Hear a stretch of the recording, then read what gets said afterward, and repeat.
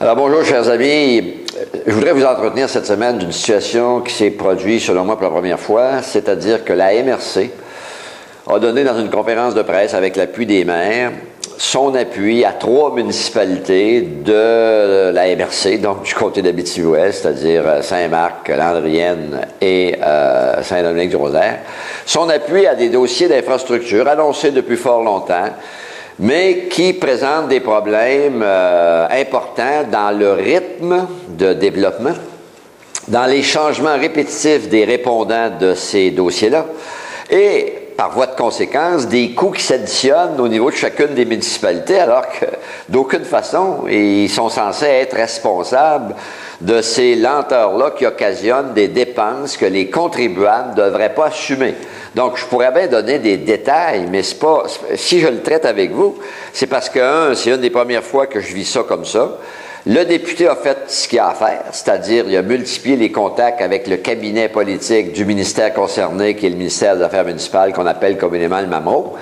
Mais le résultat n'est pas probant, parce qu'à Landrienne, les travaux sont toujours arrêtés, ces gens-là sont toujours dans la poussière, mais le compteur, lui, continue à marcher, parce qu'ils sont sur une marge de crédit, puis ils doivent financer la marge de crédit qui, normalement, ne devrait pas être de leur responsabilité, compte tenu que c'est dû à des exigences ou à des contre-vérifications qui en finissent plus.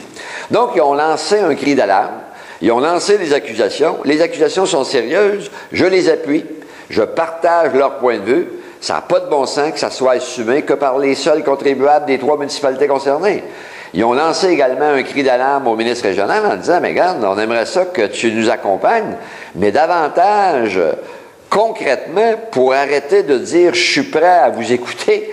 Mais là, on voudrait avoir de l'action. On voudrait qu'il se passe quelque chose de concret pour que les dossiers avancent, qu'il y ait un répondant. Donc, la demande du député d'Abitibi-Ouest, parce qu'à un moment donné, il faut accoucher, la demande est simple, là. Ça prend un suivi rapide, urgent, pour que ces dossiers-là progressent et qu'on cesse de faire défaire, on fait un pas d'avant, 2 du reculon.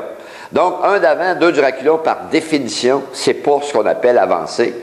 Et arrêtez de voir une facture qui monte, là. Probablement, pour les 3 ensemble, on a déjà dépassé le million.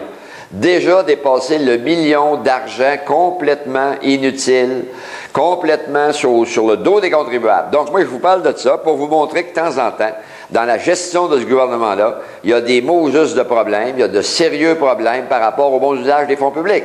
Alors, c'est tout pour ça. Je prends quelques secondes pour vous parler d'un autre événement rapidement. On vivait le 30e anniversaire du Festival international du film de Rouyn-Noranda-Témiscamingue. C'est une vitrine extraordinaire. On a 3 géos extraordinaires. On les a reconnus comme étant extraordinaires. Moi, si je vous en parle, c'est uniquement pour vous dire que des fois, des rêves qu'on pousse jusqu'à la fin, ça donne de beaux résultats permanents. Pour l'Abitibi-Témiscamingue, le Festival international du cinéma demeure une vitrine absolument phénoménale d'attraction. Il y a une belle fébrilité, ça dure au moment où je vous parle, là, toute la semaine, ça va durer encore. Moi, je suis fier de ça, je suis fier des gens et je suis fier de tous les bénévoles qui mettent l'épaule à la roue pour que ça marche. Et ça, de temps en temps, il faut souligner le succès, c'est ce que je voulais faire. Bonne semaine, à la prochaine.